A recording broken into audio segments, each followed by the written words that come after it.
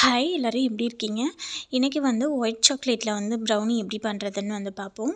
நான் first white chocolate 170 gram அளவுக்கு white chocolate எடுத்திருக்கேன். இது 1 கேஜி அளவுக்கு நம்ம இன்றைக்கி ப்ரௌனி பண்ண போகிறோம். 1 கேஜிக்கான மெஷர்மெண்ட் தான் இது எல்லாமே. பட்டர் 140 கிராம் அளவுக்கு எடுத்திருக்கேன். White chocolate 170, butter 140. நம்ம ரெண்டும் இப்போது டபுள் பாயில் மெத்தடில் மெல்ட் பண்ணி எடுத்துக்கலாம். இப்போ அடுத்தது மில்க் பவுடர் எடுத்துக்கலாம். 1/4 cup plus 2 table spoon milk powder எடுத்திருக்கேன். இது கிராம் கணக்கு பார்த்தீங்க அப்படின்னா 30 கிராம் இருக்குது. இப்போ மைதா சேர்த்துக்கலாம். 1.25 கப் அளவுக்கு கப்பு மெஷர்மெண்ட்டில் நான் இப்போ அளக்கிறது 250 ml கப்பில் அளக்கிறேன். 1.25 கப் அளவுக்கு மைதா எடுத்திருக்கேன்.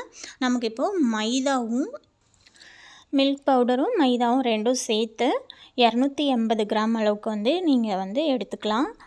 கிராம் கணக்கில்னா, கப் கணக்குன்னா மைதா 1.25 கப் அளவுக்கு எடுத்துக்கோங்க. 250 ml கப்பால் நமக்கு அந்த 280லேருந்து 285 வரைக்கும் நம்ம கூடவோ குறைச்சலோ எடுத்துக்கலாம். இப்போ சர்க்கரை நம்ம மைதா அளந்த கப்லேயே ஃபஸ்ட்டு 1 கப்பு சர்க்கரை சேர்க்குறேன். அப்புறம் 1/4 கப் அளவுக்கு சர்க்கரை சேர்க்குறேன். சர்க்கரை டோட்டலாக 1.25 கப்பு.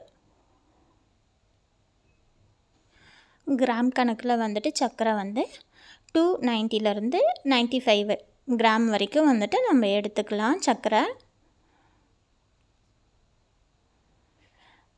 எனக்கு 295 கிராம்ஸ் சர்க்கரை இருந்துச்சு. இப்போ இங்கே ஒரு பவுலில் 3 முட்டை எடுத்திருக்கேன். நான் சின்ன முட்டைன்றதுனால 3 முட்டை எடுத்திருக்கேன். நீங்கள் பெரிய முட்டை யூஸ் பண்ணுறீங்கன்னா 2 முட்டை எடுத்துக்கலாம், சரியாக இருக்கும். இப்போ இது கூடவே கொஞ்சமாக உப்பு, 1 டீஸ்பூன் அளவுக்கு வெண்ணிலா எசன்ஸ் சேர்த்துருக்கேன். நம்ம அளந்து வச்சுருந்த சர்க்கரையை மிக்சியில் நல்லா பவுடர் பண்ணி எடுத்து வச்சுருந்தேன். அதையும் இப்போ நம்ம எக்கோடு சேர்த்துட்டு இந்த மாதிரி எலக்ட்ரிக் பீட்டர் இருந்துச்சுன்னா அதை வச்சு நல்லா ஒரு 2லேருந்து 3 நிமிஷத்துக்கு நல்லா பீட் பண்ணிக்கோங்க. உங்கள்கிட்ட ஒரு வேளை விஸ்க் இருந்துச்சுனாலும் விஸ்கில் வச்சு நல்லா இந்த சர்க்கரைலாம் நல்லா கரையிற அளவுக்கு பீட் பண்ணிக்கோங்க. இப்போது நம்ம மெல்ட் பண்ணி வச்சுருந்த பட்டரும் ஒயிட் சாக்லேட்டும் சேர்த்துக்கலாம். சேர்த்துட்டு மறுபடியும் இது ஒரு 3 நிமிஷத்துக்கு நல்லா பீட் பண்ணி எடுத்துக்கலாம்.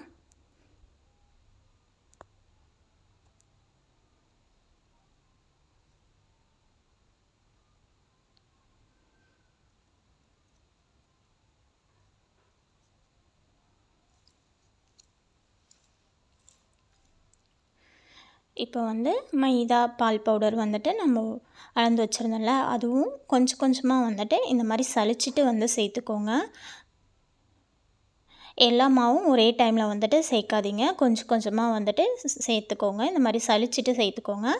சலிக்கிறப்போ நம்ம கொஞ்சம் கொஞ்சமாக சலிச்சதும் லைட்டாக மிக்ஸ் பண்ணி விட்டுக்கோங்க. ரொம்ப மிக்ஸ் பண்ண தேவையில்ல. இந்த மாதிரி லைட்டாக மிக்ஸ் பண்ணிக்கோங்க. கொஞ்சம் கொஞ்சமாக சேர்த்து எல்லா மாவுமே நம்ம சலிச்சிட்டு இப்போ சேர்த்துக்கலாம்.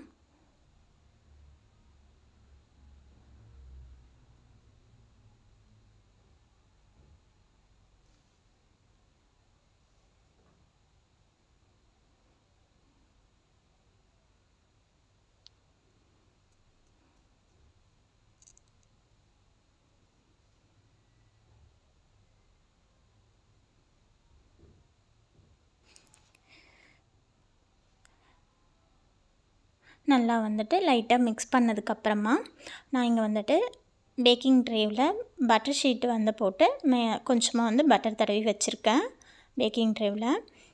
இந்த ட்ரே பார்த்திங்கன்னா எனக்கு கொஞ்சம் ஹைட்டு கொஞ்சம் அதிகமாக இருக்கிற ட்ரேவாக தான் இருந்துச்சு. நம்ம ஹைட்டு கொஞ்சம் அதிகமாக இருக்க மாதிரி பேக்கிங் பண்ணுற ட்ரே எடுத்தோம் அப்படின்னா நமக்கு அந்த ப்ரௌனி கொஞ்சம் நல்லா திக்காக இருக்க மாதிரி இருக்கும். நமக்கு தின்னாக வேணும் அப்படின்னா நீங்கள் லென்த்து ஹைட்டு அதிகமாக இல்லாத மாதிரி அந்த பேக் பண்ணுற ட்ரே நீங்கள் பார்த்து எடுத்துக்கோங்க. நம்ம இப்போ வந்துட்டு ரெடி பண்ணி வச்சுருக்க பேட்டரை வந்து உள்ளே சேர்த்துட்டு இதை மாதிரி ஒரு ஸ்டிக்கை வச்சு அதை நல்லா வந்துட்டு ஒரு டைம் மிக்ஸ் பண்ணி விட்டுக்கோங்க.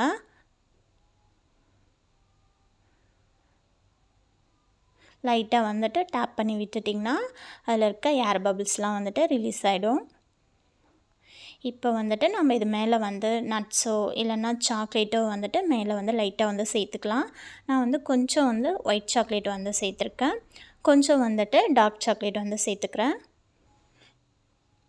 இப்போ வந்துட்டு நம்ம ஒரு 10 நிமிஷத்துக்கு முன்னாடியே அவனை வந்துட்டு ஃப்ரீ ஹீட் பண்ணி வச்சுக்கோங்க.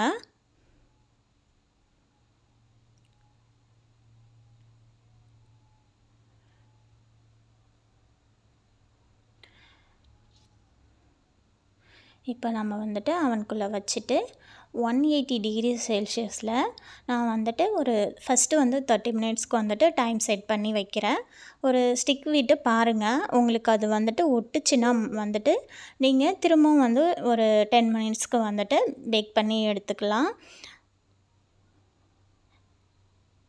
பாருங்கள், இந்த மாதிரி ஒட்டாமல் வந்துட்டு வரணும்.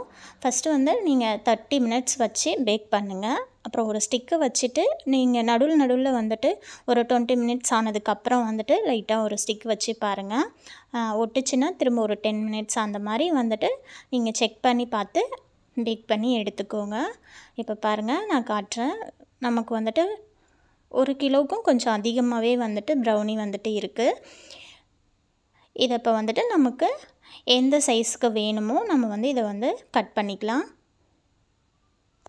அவ்வளோதான், நம்மளோட ஒயிட் சாக்லேட் ப்ரௌனி பிளாண்டி வந்து சூப்பராக ரெடி ஆகிடுச்சு.